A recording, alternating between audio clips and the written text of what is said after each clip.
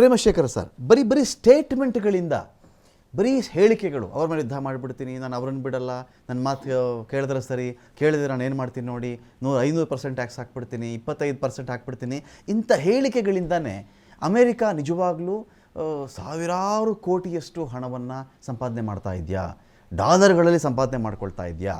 ಈ ತರಹದ ಸಂಪಾದನೆ ಸ್ಟೇಬಲ್ ಅದು ಅಥವಾ ನೀರಿನ ಮೇಲಿನ ಗುಳ್ಳೆ ಥರನ?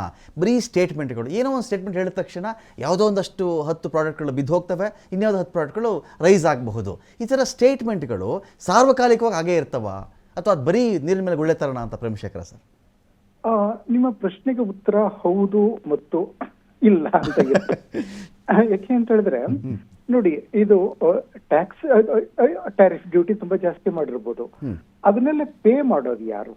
American consumers. ಹೀಗಾಗಿ ಅದು ಅಮೆರಿಕನ್ ಕನ್ಸ್ಯೂಮರ್ಸ್ ಪೇ ಮಾಡೋದ್ರಿಂದ ಅವರೇ ಟ್ರಂಪ್ ವಿರುದ್ಧ ತಿರುಗಿದ್ದು. ಈ ಮಿಡ್ ಟರ್ಮ್ ಎಲೆಕ್ಷನ್ಸ್ ಅಲ್ಲಿ, ಕಾಂಗ್ರೆಸ್ ಎಲೆಕ್ಷನ್ಸ್ ನಲ್ಲಿ ಅವ್ರೇನಾದ್ರೂ ಪಾಠ ಕಲಿಸಿದ್ರೆ ರಿಪಬ್ಲಿಕನ್ ಪಾರ್ಟಿಗೆ, ಈಗ ಅದು ಆ ಸೂಚನೆ ಈಗಾಗಲೇ ಕಂಡಿದೆ. In fact Trump they popularity rate 30% ಬಂದು ನಿಂತ್ಕೊಂಡಿದೆ.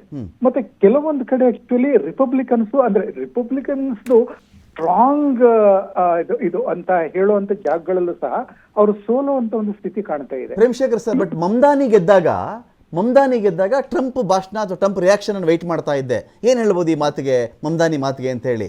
ಏನೋ ಒಂದು ಬಿಟ್ಕೊಟ್ಟಿದ್ದೀವಪ್ಪ, ಇದಕ್ಕೆಲ್ಲ ಜಾಸ್ತಿ ಏನು ಆಡಕ್ಕೆ ಹೋಗ್ಬೇಡ, ಇಡೀ ಅಮೆರಿಕ ಗೆದ್ಕೊಂಡು ನಿನಗೆ ಏನೋ ಒಂದು ಕೊಟ್ಟಿದ್ದೀವಿ, ಎಷ್ಟು ಮಾತಾಡ್ತಿದ್ಯಪ್ಪ ಅನ್ನೋ ಧಾಟಿಲಿತ್ತು.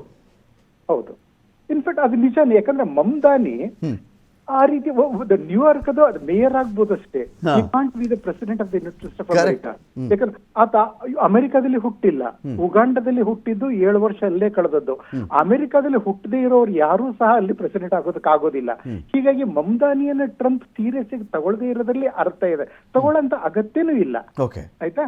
So yeah fine.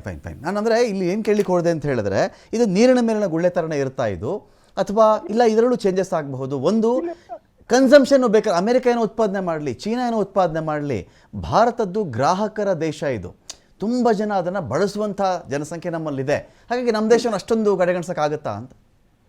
ಆದ್ರೆ ಇದುವರೆಗೆ ನಾವು ನಮ್ಮ ಸಾಮರ್ಥ್ಯವನ್ನು ಅಷ್ಟಾಗಿ ತೋರಿಸ್ಕೊಂಡಿಲ್ಲ.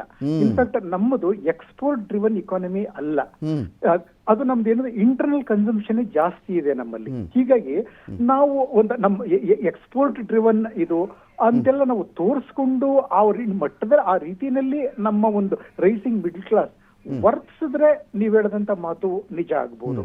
ಇಲ್ಲ ಅಂತ ಹೇಳಿದ್ರೆ no, we can't expect much a bigger role for India in international trade in the near future.